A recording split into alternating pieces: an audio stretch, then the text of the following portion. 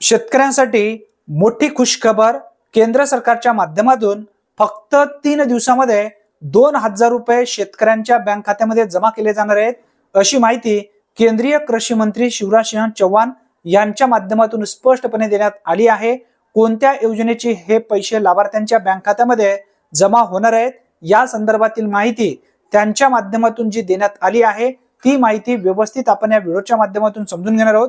त्यासाठी नक्की हा व्हिडिओ शेवटपर्यंत पहा। अशाच अचूक अपडेटसाठी आताच आपल्या चॅनलला सबस्क्राइब करून ठेवा।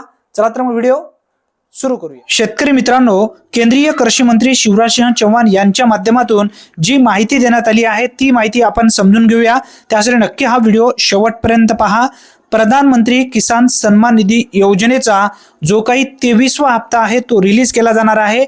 फक्त 3 दिवसामध्ये 20 जून 2026 रोजी वार शनिवारी या दिवशी पीएम किसान सन्मान निधी योजनेचा 23वा हप्ता रिलीज केला जाणार आहे। अशाच अचूक अपडेटसाठी आताच आपल्या चॅनलला सबस्क्राइब करून ठेवा। धन्यवाद, पुन्हा भेटूया।